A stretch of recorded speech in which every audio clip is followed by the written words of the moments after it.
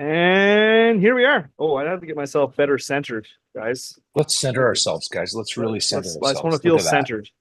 Do I feel centered? I don't know. I I don't can't. know. I can't tell.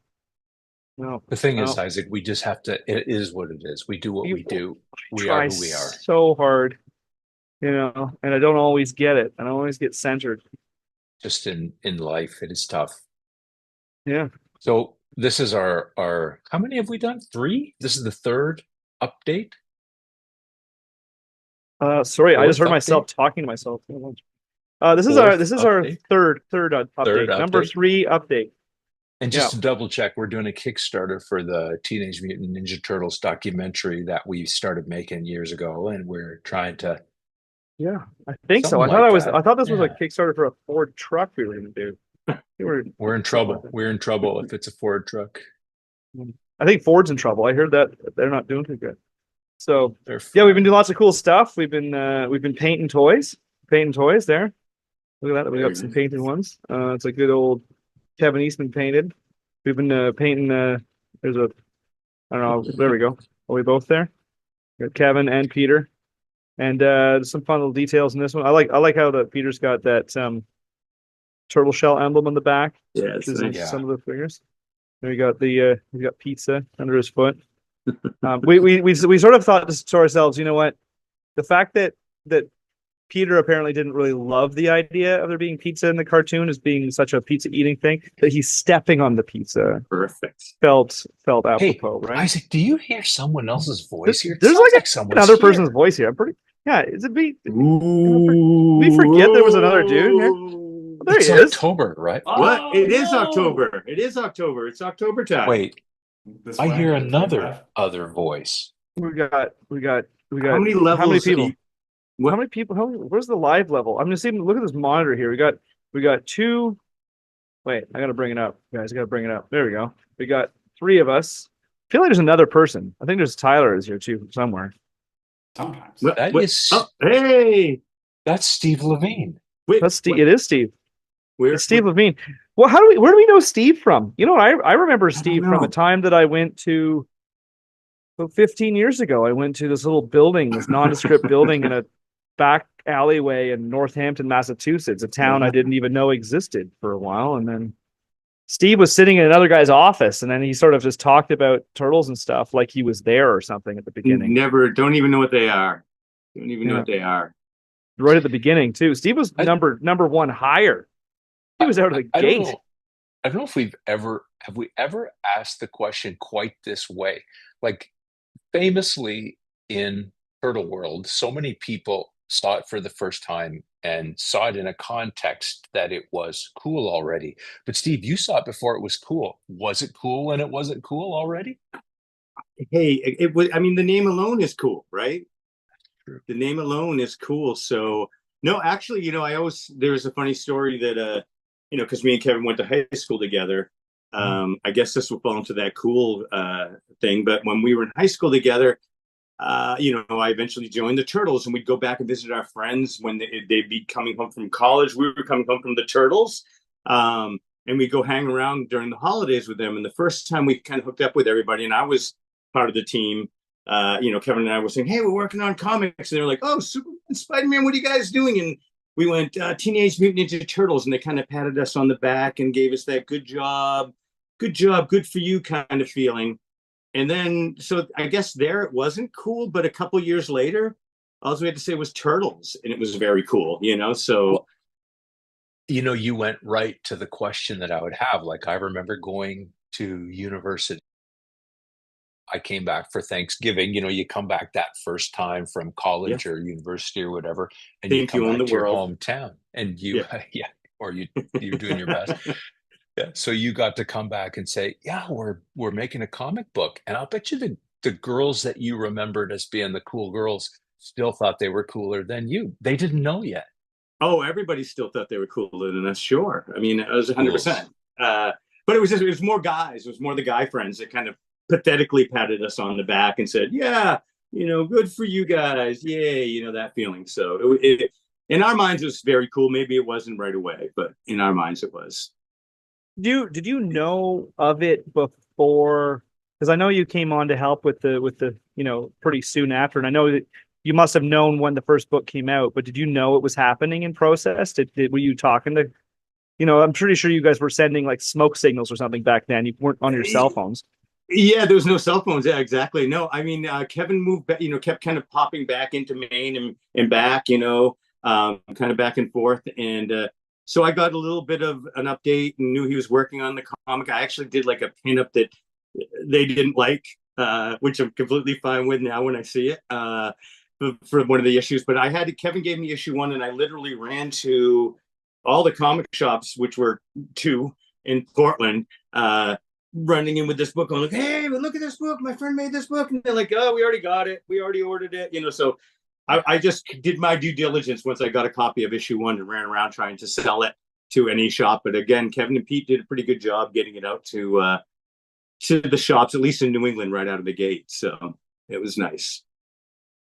Do you think there's something in the water in New England? Like there's always this thing about different regions in the US, like people would say, oh, Northeastern people are a little tougher, right? Like Boston's kind of a tough town, and there's some plain true thing that goes on in Philly and New Jersey. And it's just funny that there's this cluster of artistic sort of do it yourself. You know what I mean? I mean, hey, Stephen King comes from here, so that's another Steve in the mix. But I mean, I know like Steve Bissett again, and another Steve, Vermont. Frank Miller, I believe, is Vermont. There's a lot of guys. Yeah, I mean, even now Sean Murphy, who is an amazing artist, he's a New Hampshire boy. Ben Bishop. Ben Bishop, of course, 100%. Yeah, I think it's early days, I think there was nothing to do up here. So what do? You're stuck in the winter, you're cold, you just keep drawing and doing the things you love to do. You guys kind of know that as well, you got to make, when there's nothing around you, you make it up, and I think that's part of the creative process. We weren't in a big city, but the Turtle seemed to take place in New York City, even though no one lived there. Pete's a Western Mass guy. So, just kind of interesting. I think it's a lack of things to do. We all use it. I don't know if you've ever heard this theory that I have, like Isaac and I have talked about it different times on podcasts and stuff, that growing up without access to so many things just made certain generation of people, you and me, our generation, so hungry, right? Like, yeah.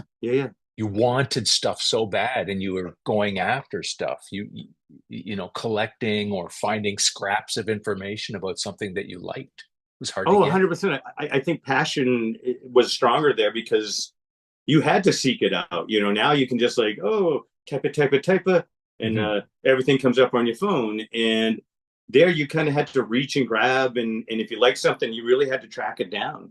And I think that created a bigger love of the things that you really wanted to do. For me, again, before working on the Turtles, Mad Magazine, I wanted to be that guy. I wanted to do, Don Martin stuff, and I just, that's what I looked at. That's what I was thinking I wanted to do, that or be an animator, and all of a sudden I had this opportunity because of Kevin, who had a whole different view of art. He wanted to work in comics the whole time, so I got a new lesson in really comics. I was not a comic book guy. Mm-hmm. Do you think that when he grew that mustache, it helped make him look older? Like, show the action figure again, Isaac. And we grew that in high school, and it took years of high school, to get that thing to look like it did. I don't know. Kevin's mustache is iconic now, and now it's gone. It's just funny to see him now. I'm like, I know. Since I've known you, you had a wisp and then a mustache, and now it's not there anymore. But it's he wears glasses, like he has glasses too. I mean, it's like turning into Pete. I think that we all unfortunately, Well, but I don't know. Yeah. Isaac. He's one of those guys that when he was 23, he probably looked really young, and so you gotta have 16. Something. Yeah. Oh, 100%, Kevin. Yeah, that mustache was a necessity. He would have looked like a little kid, and he did anyways. I mean, you've seen the early days. I mean, we all at one point looked like kids, but he definitely looked younger. You and Pete were both follically challenged at an early age. Well, so I know, you guys... but you still had a youth to us, at a certain point. I can't believe Isaac, of all people, I'm allowed to. Hair. I'm allowed to. Yes, I was also in my 20s when it disappeared. Believe me, my sons hate the fact that I was that way too, because they are. Now they're in their 30s, and I just said, just give up. There's no reason to try to keep it. Yeah, just get rid of it. No, you rocked it though, Steve. You rocked it back in the day. You had the whole thing going with the amount around the sides. And, it was good. You had to grow it out. Try to keep it as long as we could.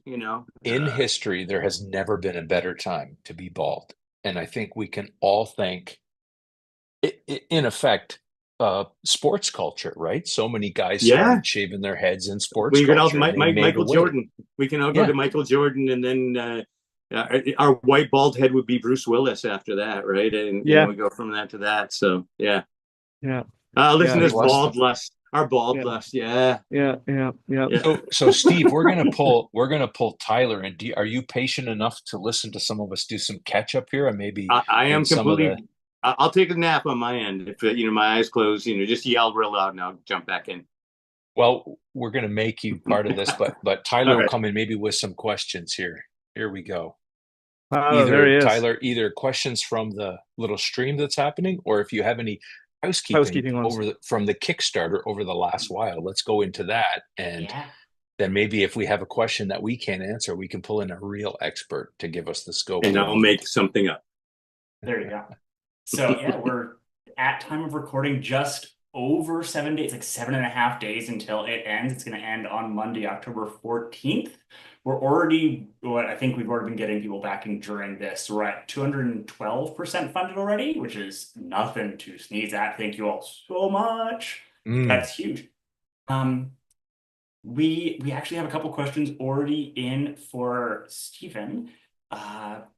Then I think it makes sense to do some of those, and then we have a pile of figure-related questions to go through because people have questions of that, and then more general things.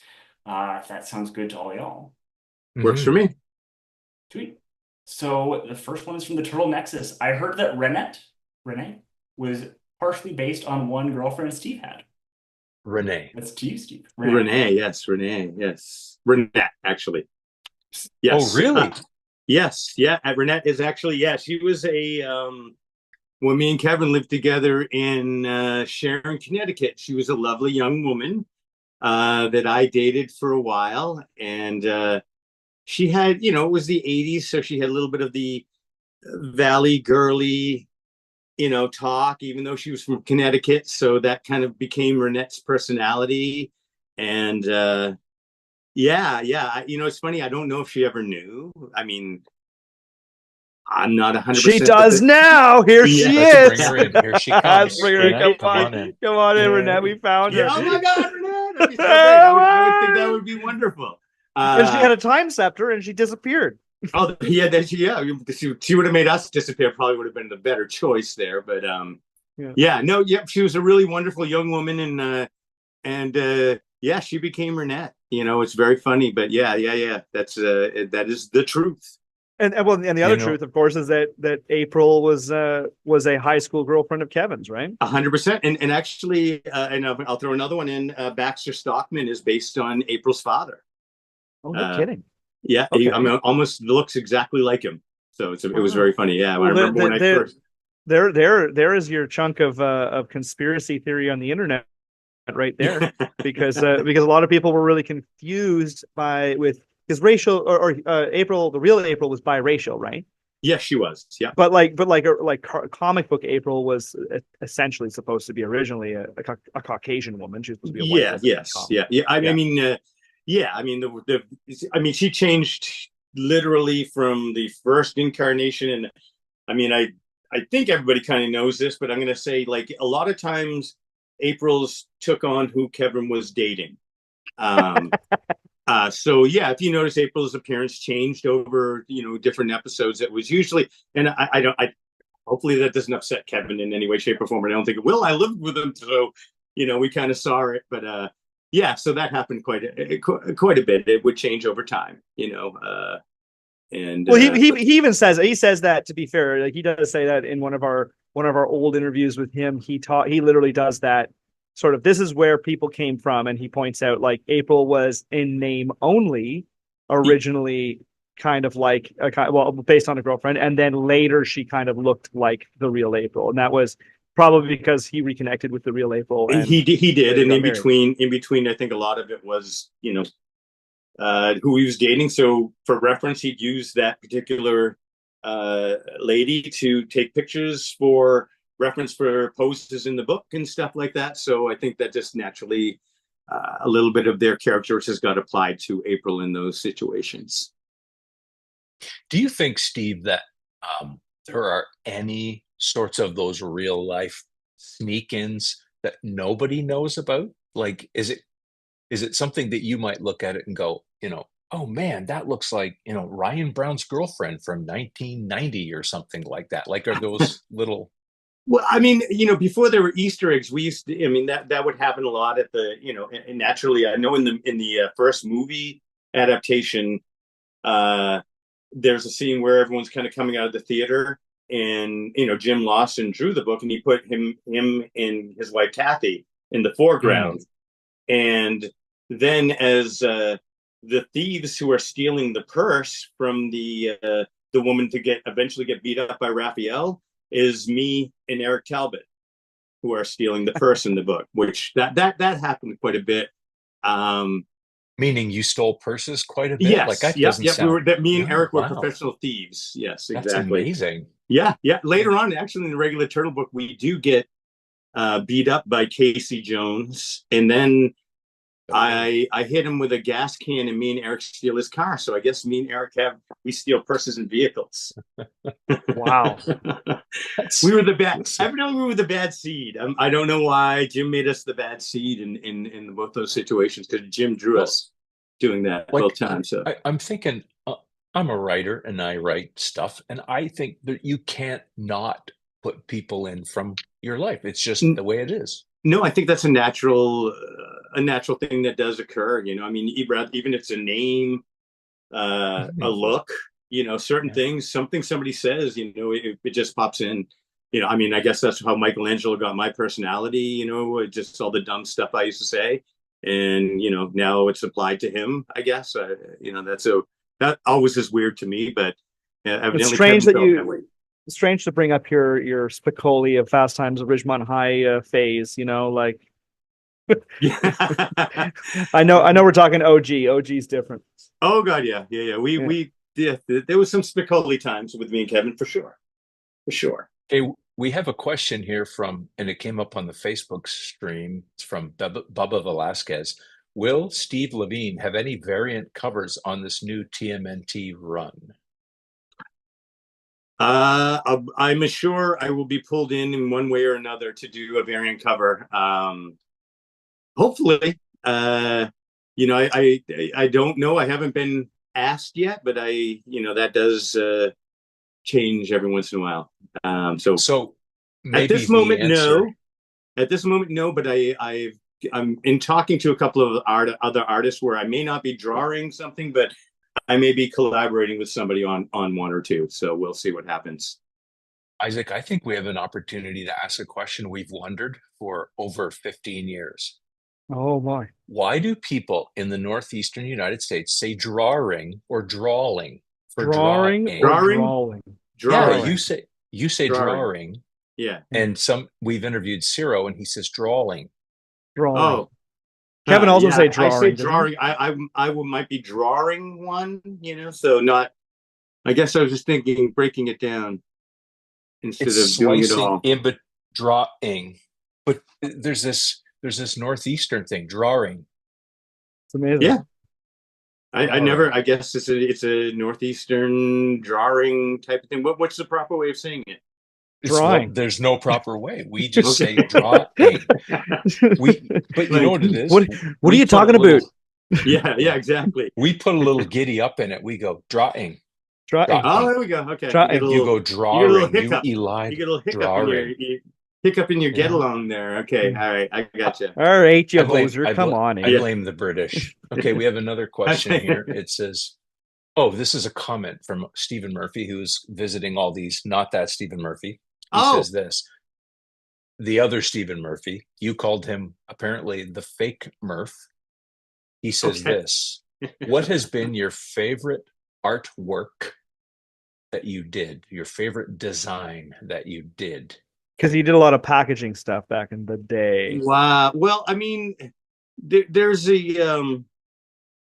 I guess I have to go with what is kind of the most popular piece, which is a piece me and Ryan did that it's kind of on everything. We call it the Van Halen group shot because they wanted no weapons. So it has like a turtle kind of popping out of the sewer, a couple turtles back to back, and one kind of in the middle, so they're back, but to them. And that's been on, I hesitate to say anything less than, hundreds, if not thousands of products, like over the years. And it still appears now. I sold it a few years ago for way too much money because I just don't think of my stuff like Kevin and Pete's stuff, but my and Ryan stuff is becoming that, which is very odd to us. But so yeah, it's kind of we had the 80s, we had the blowback with weapons, and parents against violence and all that, which is completely fine. But they were calling out a lot of stuff, and even the cartoons. So the turtle weapons were we were asked by licensees to not put them in all the group shots so they could use something without weapons. And that piece turned out to be, I guess, because there was no weapons on just about everything. It's like I said, t-shirts today, I see it walking up to me every con, at least, 10 times with that image. Yeah. It's funny how clean. It was a clean piece. It's funny that you can do something for a set of reasons that are so tied to a time period or the parameters of the day that don't have a factor now, and it just feels like it's logical that it's like that, but there's a reason for everything. It's 100%, which is so weird. Yeah, because I always joke like, it was like, oh, the turtles are so, the original comic book was very gritty and blah blah blah, and I'm like, not compared to what kids are exposed to now. I'm like, kids are watching reading Deadpool comics where there's a hole and some, Deadpool's looking through a body, and there's guts hanging down. And if we even got remotely close to that, we would have been arrested back then.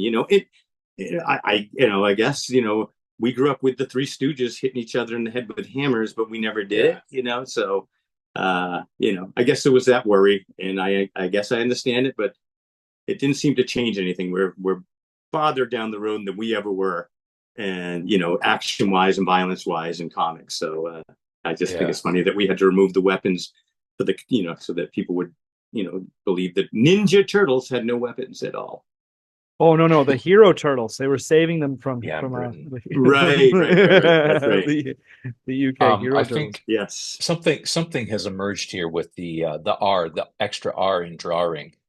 And it comes up, if you look at Stephen Murphy's comment, he says, Boston Haba, but then he says drawing. So he takes the R from Haba and he puts it in the drawing. In drawing, I'm thinking about, I'm finding migrating R. But see, I'd be like this, and mine would be, yep, sure enough, I can see that. Yep, that'd be wicked sharp. That's not Boston, that's Maine. All those R's that are stripped out. Yeah, so it's funny you say we are New England, so we have a lot of English influence on us here too. So, but we just went slower. Up here in Maine, it's just sure enough, can't get there from here. Well, it's also, this is completely, we're going down a rabbit hole that we'll jump out immediately, but where people came from England is a huge factor in why people talk a certain way too, right? That's 100%. Yes. So we got a video. We have a video that we're going to pop in for a second, and then we're going to go for a trip down memory lane and see if Steve had any hair in this video. All right, we're ready. I'm going to say no. Are we ready? Are we ready, Mark? Let's do it. Oh, there it goes. And I'd done a sketch and I showed it to Pete. So I had to do my own version and I changed a couple things. And We'll stop and look at each other sometime and go, oh my. turtles rule our lives now, and I'm sure they're going to rule our lives for at least the next 5 years. Happy birthday. So we're saying like start over. I didn't know he was here. Even though there's 20 cards outside.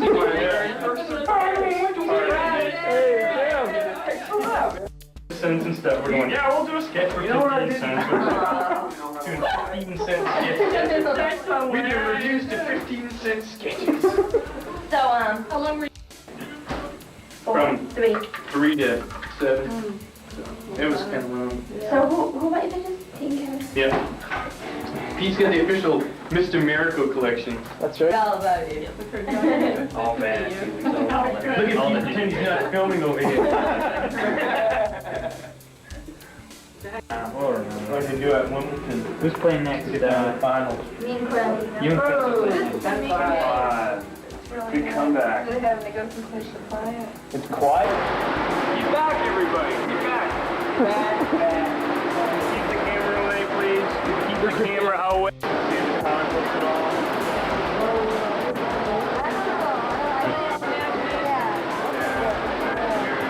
Our mic's back up. We're bringing our mics back up because Steve's remembering all this stuff as he's watching it. Well, I'm also loving that. I love my Groove T-shirt that I'm wearing at this con or whatever sign we're at. You're at a store in a mall. You're Is that literally okay? Oh, okay. And there's Ryan. See, that's the reason I have no hair, because Ryan has everybody in the world's hair right on top of his head. There's not enough hair left for anybody with Ryan in the room, so they had to remove me. They took my hair. That's sad.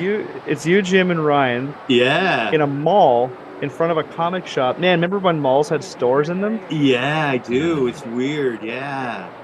Trying to think where that was now that we're looking at this. And you're probably thinking 1980. I want to say 86, maybe early. Yeah, probably 86 in this. I'd probably say 86 to 87, right? Maybe you're very early 87.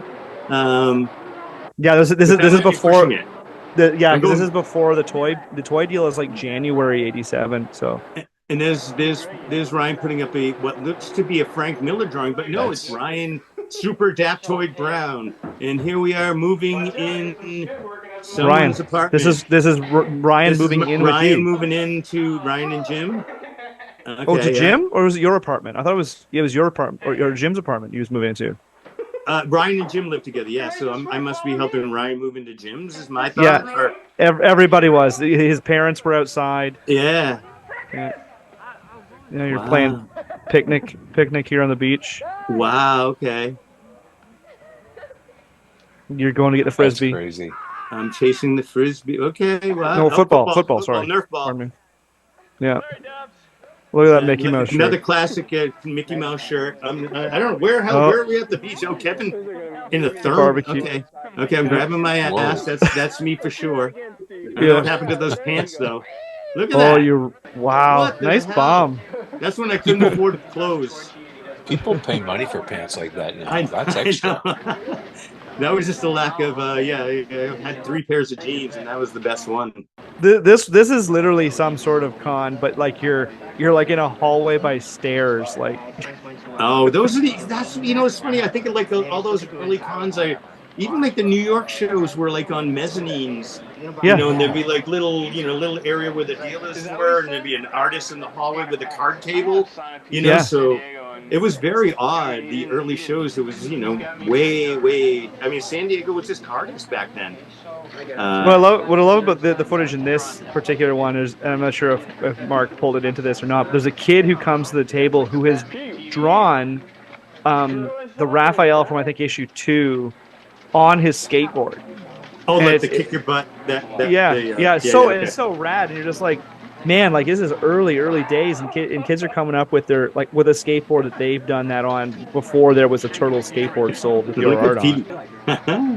Yeah, it's insane. I just love seeing these. Wow, look at that.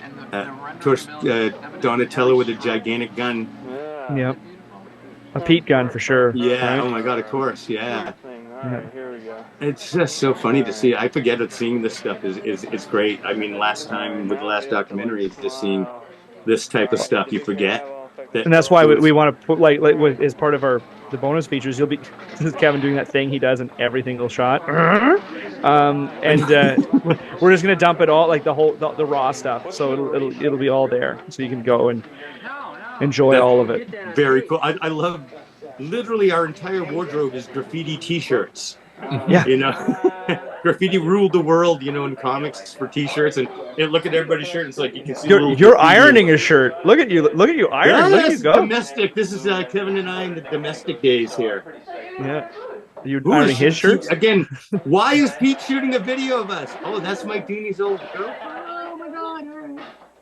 Because this is Christmas. That's what this is. Oh, and we just jumped because I just changed clothes there. Yeah, you're at Christmas. Oh my God, doesn't it? I mean, I feel nostalgic for you guys when I watch this stuff. It's so insane. Look at Pete. I was one of those turtles there. One of those turtles, and behind them, I was in one of those. Yes. You crawled up that wall pretty good, if I remember. Like, yes. You guys got in funny. there. Yeah, this is just a little, just off Main Street in Northampton. They found that little alley, downstairs into the. And this is post deal, and you guys are riding high, and there's Mark Friedman right there with a sigh. Yeah, and it's so funny. His foot. It's so funny. The white truck there, the white Toyota, was mine and Kevin's. We used to, look at that was in my normal arms though. They didn't put anything in there. I just used my arms and just painted them green. Yeah, it's amazing. You know what I love about this is like that would be John Candy movie of the Turtles where it's just your faces sticking through. That's I couldn't that's even imagine. like. Yeah, with what was it? The water smelling smashing guy Gallagher and Gallagher, Andy, the watermelon guy. Yeah. Kevin trying to look cute in front of a camera. Oh my God. No way that's gonna happen. That's too funny. I remember we actually at one point we put those suits on when we were doing a signing at a comic shop in Northampton. I don't know if it was in Northampton. It may not have been in Northampton, but so we drove them up to UMass in Amherst, and Kevin and I were in the suits. We were in the back of the truck driving up, and then we walked down the street in the suits, just kind of walking around. I think I have photos of that. Was that like thousands of people there? Was that one? No. That was a different thing. That was from, I think that was from when the homecoming thing. Yeah, it was the Desert Storm. We did a theme park, Riverside, with the suits on, and kind of greeted the troops and their families. This is the night. This is the night when you guys get the call and you do your celebration. Yes, yeah. I can. I remember that. I remember that kitchen. Everybody's having some champagne. Out. Yes, about to pop. Yeah. Everybody's pouring it on each other's heads. Because Ryan didn't drink, so we dumped it on him. I think that was the plan. Well, Pete really didn't either. Like he sips champagne in one shot to sort of show that he did it. Yeah. Oh wow, and Diane Barabie's there. Wow, David is Jim. Nice. That apartment was a lot of fun. Do you miss wallpaper, Steve? I miss that wallpaper now that I'm seeing it, man. That is some crazy ass old wallpaper. It was old when we got it in our apartment, so that's too funny.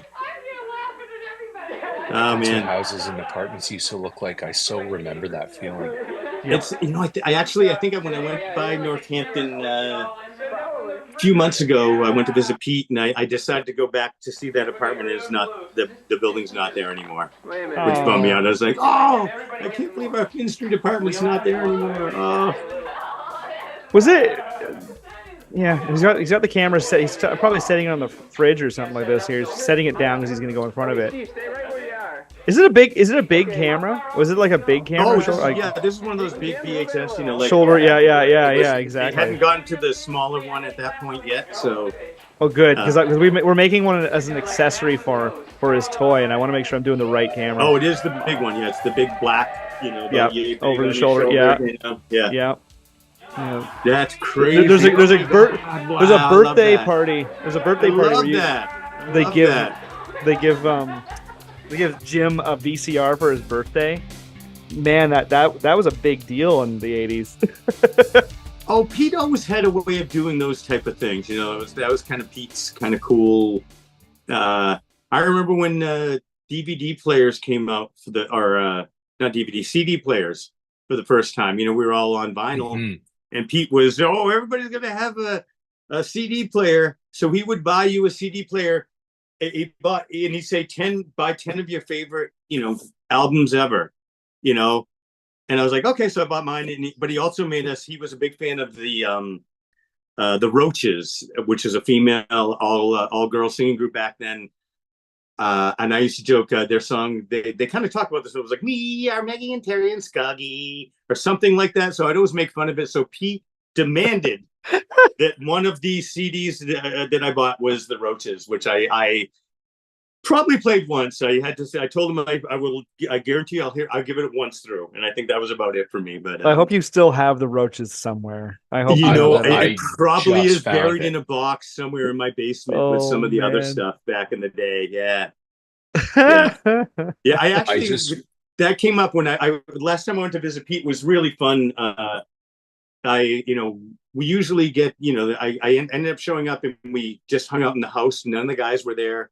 And we just started talking, and like 4.5 hours later, I was like, I should be going down to the guest house to go to bed, which was very nice because Janine was like, don't get Pete going. You're going to wear him out. And he was the one that actually, was the one that didn't, that just kept going. And he was talking about a lot of that stuff. And he mentioned the Roaches and I just chuckled because, there was no way in hell I was going to keep playing the Roaches, no matter how much you wanted me to. But not that they were a wonderful band. They just weren't something I enjoyed. You know what? I'm going to go listen to the Roaches after this conversation. You should. It's on YouTube right now. Everybody go listen to the Roaches after this. Yeah. There's going to be a slight spike in the Roaches Spotify playlist as a result on Spotify, of this. On Apple, everything. It's ROCHES, not roach like cockroach. No, ROCHES. Yes. Okay. Yes. All right. And I'm listening to this. Well, I'm looking at the video. Big Nothing. Oh man. They seem like they're a pop band from the late 80s. Well, I mean, again, yeah. I mean, they were kind of, I guess like the Indigo Girls, but a little more folksy. So they were kind of, they probably play a Lilith Fair if there still is one. I don't know if there is, but that would be kind of their jam. Regional band. So, Steve, we have a few more questions coming up. Sure. We have Tyler coming in with some more questions, but they may be for you. They may be just imaginary. If they're for you guys, I'll take a nap. So this one's actually from someone who, when Kickstarter launched, went through a bunch of the old Turtle Power videos that Definitive Film put out on YouTube. Now, looks like a young artist. So this is a good one for Steve. Do you recall what brand Peter used to ink and do gray tone inking? What brand of brush? It was a brush brand. Oh, thank you. What type of brush did he use for that? They asked that for brush and tools for inking, even inks, I suppose. Yeah, I'm gonna say it was just maybe Higgins Eternal ink was what the ink they were using, and we used I'd like to say we used like Windsor series blah blah blah, but we used like these cheap Taklon brushes that we got at the Art Guild. And Tombow pens, they were kind of like, that was the thin line was a Tombow pen, and anything was where the brush was kind of these Taklon brushes that I used. I think everybody in the studio used them because they were cheap. And when I was using for color, they got little afros on the end because I'd use the color as far as I could and stuff. So I was throwing them away on a regular basis. I mean, I think we kept that company in business the whole time, both Tombow and those pens, because I think every single guy in the studio switched to those. I think maybe Mike discovered them and said they're cheap, but they work. And that sold everybody right there. That's so funny because I think I may have even responded to that person going, it's probably like a Winsor Newton, Sable series number 2, but they're like $40 or $50, like exactly. And I think Jim, maybe had some left over from college, you know, because that's what they always swear. Yeah, there you go. Yeah, no, Say Sable Series 7 right there. That's no, the one. I'm looking across my drawing table now, and I can't find the ones we have, but I have just Taklon, crappy brushes that I use to ink with. Now I use a zebra pen, brush pen Yeah. to ink. I've never trusted brush pens. I've tried a few, but I always fight with them. It's too messy. These are, believe me, I'm heavy-handed, and they're very forgiving. It was that I think they were making reference because we were putting out, or we were, you know, showing that Pete did this amazing, which is part of our bonus features actually, demonstration of Duo Shade by doing how he pulled out an old Duo Shade board, full sheet, showed exactly how him and Kevin split the board up into three pages. And Rand and I would always cringe every time we would go through the footage because he took an original page from number 4, Horrible. stuck it on the board, took a pencil, drew around it. That doesn't sound like something Pete would do. You know, use that as the ruler to. No, I mean, of course. You know, at that time, you know, even at that. He's doing it. He was doing it now. That's the thing. He was demonstrating it for it. I now. know, but I was saying at that point, but I actually even now, when it's your own stuff.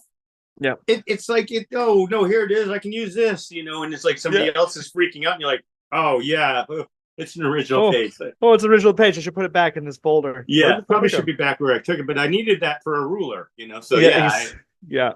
And he demonstrated that whole like the Duo Shade magic with the chemicals. It was pretty rad. No, Steve, was he like that when you first met him? Like, was he Pete straight on Pete from day 100%. One that you met him? 100%. Actually, I mean, Kevin. That's why when I, you know, because Kevin and I are very similar, you know, in not in every way, but I mean, you know, growing up a little bit in high school together and stuff, we were, you know, kind of had our own way.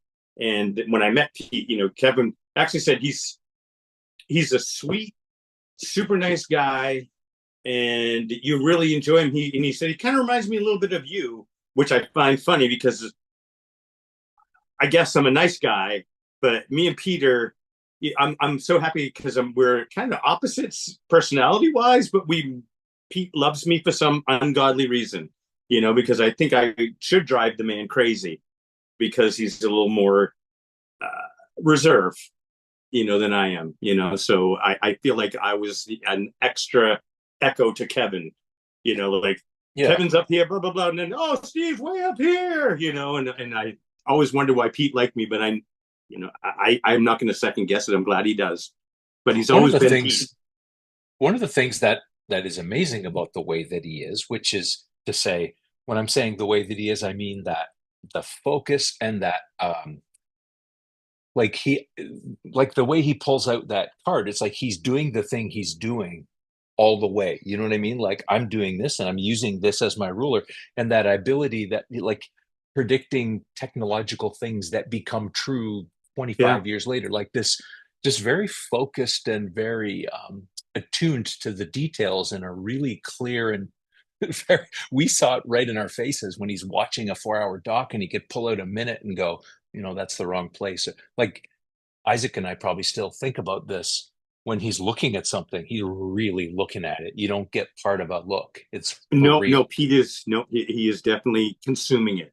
He's consuming it, you know, and that's just his and like I say, it comes across with the way he has detail oriented in the stories and stuff. And I mean, I think that's the balance to Kevin's, you know, great dynamic storytelling. You know, Pete, you know, Kevin wants action and this to go from here to here, and Pete like, well, that can happen, but something's gotta arc it. Something's got to fill in those little gaps, and Pete's ability to do that, I think, made the perfect balance. And like I always joke to people, the art, not only the art, but the story on the pages, that was Eastman Laird. You know, they were that made that one person Eastman Laird. You know, on you know, there when they combined, but it is literally that Pete is that detail oriented, story wise. Even, you know, he wanted to make sure everything, you know, every I was dotted and every T was crossed in every story, you know, to not let the fans find stuff, you know, even though it's going to happen, you know, when you don't have an editor or outside forces, sometimes little things do get through, but for the most part, Pete was kind of editor on the book as well. I think in a lot of ways, pulling back different things, even on his own stuff, not just, Kevin. I think on his own stuff, he had to edit himself, which is pretty difficult. I always get a vibe from him and have over the years that he's like if a science fiction writer did comics and art. Like he strikes me like a science fiction writer. I think that's a really good. That's very true. And I mean, the majority of the stuff that he probably read, other than comics, was just heavy, hardcore science fiction. Yeah. And he was also a what's that, Science Review magazine or whatever. He would always have those. I mean, Pete, Popular Science. Popular Science. There we go. Pete would bring in the like every couple months bags and bags and bags of just magazines that he would just go through and voraciously read and then pass them on to us to just have us stack up and not read, I guess. But he was always that, he always had those cool things. I mean, I always think of the worm shredders, because the shredder, of course, died in the first thing. But later on, Pete, I remember Kevin telling me after they had a story meeting when me and Kevin were living together about the worm shredders, and I was like, what the fuck is a worm shredder? And then he says, well, so Pete was reading this thing about these worms that if they fed them something, they would take on trace of whatever they were fed. And they thought, oh, what if they had a bunch of those and they fed parts of the shredder to them? And I'm like, what the hell where are we at? And it was based on the thread of a scientific thing, and that blew my mind, that type of stuff that, Pete was thinking about, and what I love about the dichotomy there is like he's the guy with like one of the earliest H1 Hummers and like a hardcore motorcycle lover, right? It's like the dichotomy there is amazing. Like the nerd who loves from Segways to him and Arnold Schwarzenegger having the earliest Hummers in the country. Yeah. We have a question from Turtle Nexus. Is it true that he once gifted you with a motorbike? Anybody in the studio? Yeah, that was kind of Pete's thing. I mean, he bought he had a fleet of dirt bikes at his house that we were all had access to, and we'd all go riding. He even bought us all, real riding boots and chest armor because we were riding through the woods and doing stuff that we probably shouldn't have on the bikes. Not insane stuff, but stuff that we could have injured ourselves pretty easily. And then so Pete's big thing is he was a big bike guy, and Jim, of course, is. And so he put it out to anybody in the studio. If you got your motorcycle license, he would buy you whatever motorcycle you desired. That's pretty rad. That was flat out it. If you want whatever bike you wanted, it's yours. Rand, if you want to take a cue from Pete there, I mean, I don't know, just saying. I mean, I like Harleys. Like I'll tell you what, Isaac. I'll say this to you: when we come up with an IP that we get cereal boxes and all that, I'll buy you an e-bike. There you go. An e-bike. I have my biker's license still. E-bike. Yeah. Well, it's one of those things that, we've all had a friend or we've known people who become successful and they pull in. And that's just the nature of it. You do that like to protect yourself. And it looks like he was able to resist the way of pulling in that would affect you guys. Like it was like, he's like, how can I not? I'm not saying he did that in a way that he thought about it that way, but he did resist the pull in. It would be a natural thing to sort of, and for sure, Kevin didn't pull in like Kevin out, you know what I mean? All out, but so many people hit success and then they pull in a way. And I guess you could say he doesn't get the same drive out of conventions that some people get, right? He doesn't want to fly and all that, but I think for Pete probably too, he's not working in the industry anymore at this point, so it's less necessary to be, not that he doesn't love the fans, because he does. I think being older and stuff, I think that's the only reason. But no, I think that it was great. They were definitely, Pete wanted us all to have a good time, and so as well as Kevin. I mean, they were when we have to, I always tell people when I have to do a panel at a con, and I'm with a bunch of artists that have worked for DC, Marvel, or any other company, an inevitable question that comes up is, "Hey, tell us some horror stories," and everybody has these just amazingly horrible stories, and they'll hand me the mic, and I just go, I'd just be lying. I'd have to make something up. We were just very fortunate. Kevin and Pete owned it all the way through. We everybody has their moments. There might have been something that we all get. For sure. We all For get sure. a little, the hair on the back of our neck stands up when we, get angry about something. But right now it'd be hard to come up with something. Even that. So we were very fortunate with those guys. We do have one more question here Sure. from Stephen Murphy.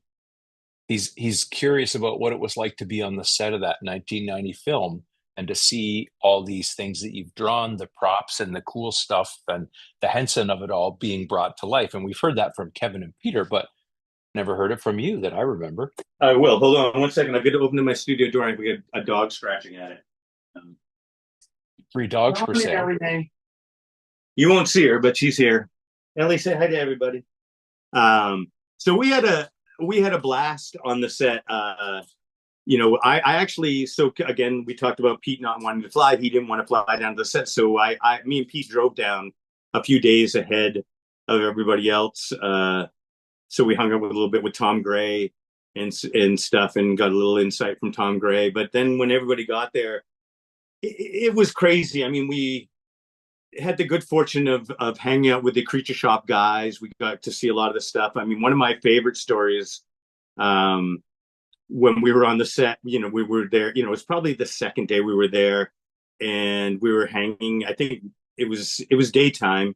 And I think they were going to be shooting the fight scene with Casey and Raphael at night, but we were kind of hanging around the lot and we were talking to some of the Creature Shop guys. And one of them goes, "Hey, you want to see something cool? We're 20 years old. Yeah, show us something cool." So they walk us through the sewer, which was it was already been shot, but it was dry. So we walked through a little bit of the sewer to a little back part of the lot. And there was a big box there, like a big shipping container. And we're like, not cool at all. And then he opens up the doors and it literally looks like a turtle, meat factory. There's just torsos swinging there, all the suits drying in this thing. So it was arms and shells and things just kind of blowing by the fans. It was the weirdest thing I ever saw. It freaked us out, but it was very cool. He wasn't lying. It was very cool, but it freaked us out. We're like, oh, there's something wrong about that. It looked like they're being cut up and made into sausage or something. It is so good that they didn't call the IP Turtle Meat Factory. I don't think it would have caught on with kids. No, I don't think it would have been all. No, I don't think that would have happened. But we actually got to meet Jim Henson too, because he was down there to watch Brian shoot that fight scene the next night. And I remember we were just kind of in that park hanging out and, there's a little rumble over here and we're kind of all hanging out in a little group and Kevin and Pete get pulled away to talk to him.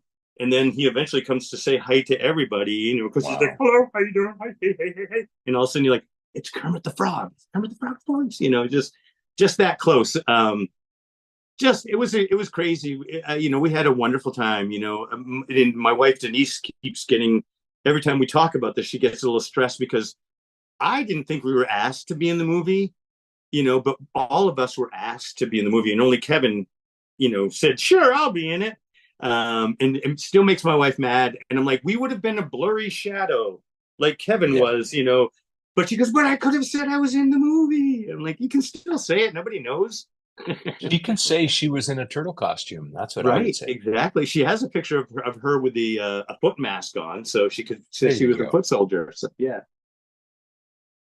So have we got to the end of the stream, guys? What do you think? Should we let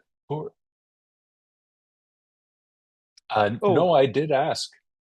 About what? I asked the question about the ooze canister, and Steve told us about the Turtle Meat Factory on the set.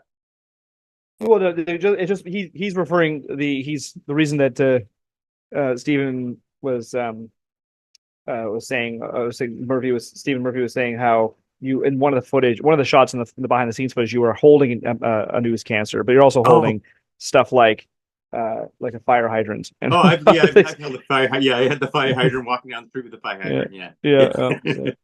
All the good stuff. No, go ahead. No, I think we've got some pretty awesome stuff, guys. We should probably do a little bit of housekeeping before we run. What are some of the things we want to cover, Rand? Do you know what we need to cover? I know that I'm seeing text come through, but I'm not sure if we were supposed to answer some of the questions that Tyler had. Let's see what Tyler's got. Then we can let the people go, the poor people. Yeah, these are getting more to the general Kickstarter. We got a couple on the figures. The first is probably an Isaac question.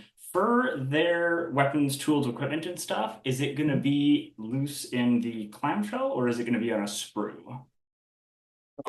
Do this. Let me see if we can do this without dropping everything. They'll be like this. So it'll be a sprue. Yeah, so like the old school Sprues. The old school style with the weapon sprue rack. The old model pieces. Yeah, well, the original Turtles, if you remember, had this wooden rack thing, and then that was their genius idea when John Handy and Carl Rowling was like, oh yeah, leave the weapons on the sprue, but make the sprue look like something. So right, that was a smart move on their part. So yeah, this is Pete's where you have the shoulder camera. This is just an arbitrary slice of pizza. I don't know why Pete gets the pizza, but he does. The cover, like the comic books, we were gonna, because it's plastic and there's no decals on them. I was gonna have like an embossed cover. Originally, I was gonna have a Turtles comic, but I was like, nope, he's gonna have New Gods instead. There's a broom handle for a bow, the wooden katana that he had, and a toy Triceratops.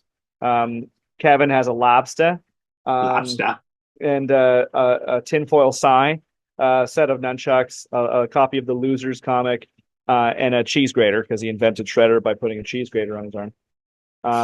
And then of course their little Easter eggs on the figures themselves kind of add to that.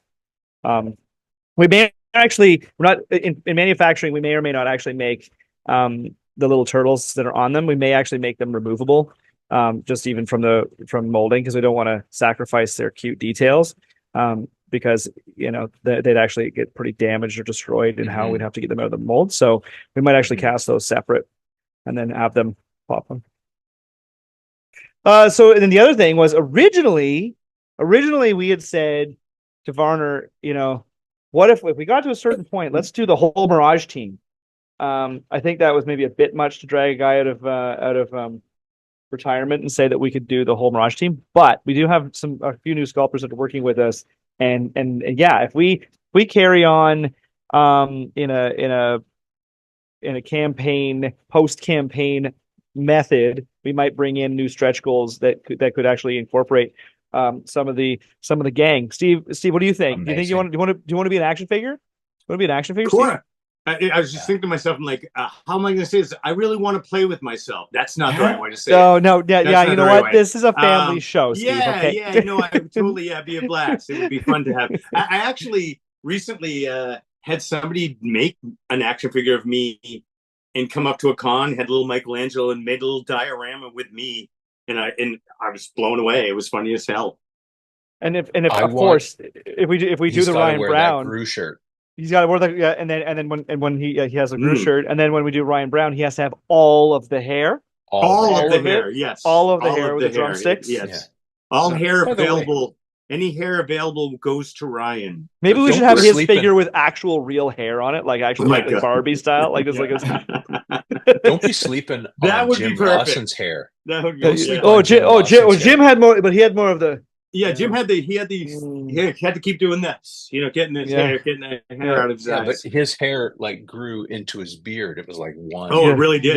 Yeah. Oh yeah, and then and when he was in like his philosophical days in that footage, and he's just like, life, what does it mean? And then he would sit there, yeah, right. That's one of my all-time favorite videos. Yeah, and of course he gets huge points because he brought a Toyota Land Cruiser into the comic because he was a Land Cruiser fan. And everybody who knows me knows that I'm a Land Cruiser guy, so there we go. Tyler, do we have any more questions to wrap up? Yeah, a couple quick ones. Are the figures, especially the signed ones, gonna have the option to be shipped in clamshells? Good question. I don't know if I know the answer to that yet because we're still working out exactly how we're doing the blisters as well as I mean the clamshell is not a bad idea in terms of the for the signed ones. It might be something we can like I don't know, guys. This is a kind of a question I'm throwing out to us is that maybe we can build that into the backer kit as an option on shipping. I don't know if that's something we can add as an option later. Yeah, But yeah, I think we question. can do Yeah, it's a good call though. for Yeah. that side of it, we can do that. Yeah. So there we go. There's that one answered.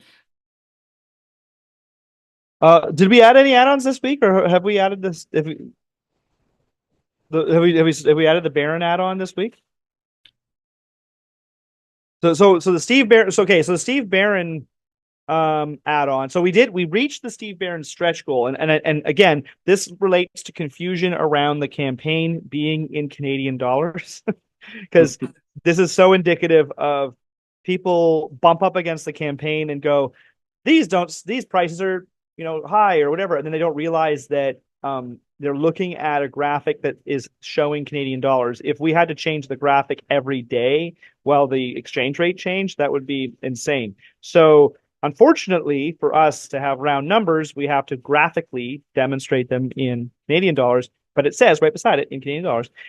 So for those of you who don't maybe know this, the Canadian dollars is usually a higher number than the American dollar on screen. So that being said, we did pass the Steve Barron stretch goal, and I think a lot of people didn't realize that because they were still looking at the American dollar figure, not realizing that that's 175 Canadian. So we passed that. So Steve Barron will be doing a commentary with us over the dailies of the first film, which is pretty rad, and we'll be able to ask him some specific questions in that. We'll be able to clear up some hopefully clear up some of the old mysteries around what happened in the film. And so a backer asked, since we now are there and we have the Steve Barron commentary as a thing we're adding, he asked if we could do some sort of poster or something that Barron could sign. So we asked Steve Barron and we said, hey, would you be down for signing some stuff and doing an add-on that way? So yes, to be honest, guys, I thought we already added that. We should probably do that now. We only got 7 days left. So it's a so the poster, it's going to be a poster, but we can't show you the art yet because we're adding it so late in the campaign that we're going to generate the art for it and have him sign a bunch of posters. So it'll be a custom art piece that will be like from the first film, and then we'll get those signed by Steve Barron, and that will be an add-on option added to the campaign. I feel like, Isaac, there are two things that occur to me. One, we should have an add-on where we just have a calendar with the Steves of TMNT. Oh, all the Steves. All the all of them. Get so them many all. Steves. The Steves. Now in the So calendar, many. yeah. Okay. And then the other thing that occurs to me is when are we going to get together and do our live stream and talk about cross-border currency arbitrage? Like that would be a banger. People want that. Oh, really dig into the minutia. Yes, it's a way to talk about, people in other countries will look at the Canadian dollar and say, what is the currency exchange today? And we can talk about fiscal arbitrage across. How many loonies and toonies is it going to take? Oh, man. It's going to take all of them, Steve. All of them. Every single one. Okay. Mm-hmm. Yeah, sadly. I think All right, we have Tyler, no more questions. We'll see if Tyler's got any more housekeeping ones, and we'll wrap it up. Like a hot dog. We got just one last one that has come up a couple times, so I wanted to get the definitive word on it. And it is the birds, the bees, and the turtles in-house comic going to be touched on in the documentary at all? No. Oh boy. No. That was one of them that I probably can safely say that we probably won't cover. Is there a PG explanation you can give to people who might not have heard about this of what that is? I believe what they're referring to, and Steve, you can maybe correct me if I'm wrong. I believe that they're referring to some of the compilation of things, comics and cartoons and things that were sent in that were R-rated, X-rated, turtle stuff in the office, or was it actually something that was created in house? In house is the question, I suppose. There was the X-rated comic that came out that No, this didn't come out. I think what they're it saying was is it's no, the it was one. just produced. Yeah, that was Yeah. so Mark Bodie had a buddy, Bill Fitz, who did Oh, some okay. archiving for Mirage, and that was Bill's his I think I know Mark might have had something to do it as well. I think it was Mark and Bill's thing. I actually lettered it, which I forgot I did. Did it actually come out? Am I wrong about this? Did it actually come out in the world? He made a handful of them. Oh, And okay. I think I don't know how many are. I know I threw mine away because I had little kids, and now I know Yeah. they're worth a small fortune. Yeah. Maybe we and should cover this, guys. Maybe we should. Yeah, Yeah, maybe. I had to throw mine away. It's legit. It's legit. So maybe we should be covering this. And Actually, it came up You at know, the signing at Shellback. well, the truth of the matter is that we have come across that stuff like art from it. I'm assuming or page, to be honest with you, and this is actually I didn't realize that it was actually there was a quote unquote official version. I just remember Kevin talking about that kind of material being sent in or it being around, and I remember seeing stuff from it. It's pretty horrid. Oh, So, it is. I mean, yeah, believe me, it's not that. Like I said, I threw mine away because I didn't want to have one of my kids find it in my stuff at any point in my life. But, well, and not to mention that, like, talk about you talk about including like, okay, is it a definitive film if we don't include absolutely every corner of or facet of a franchise? Well, Yes.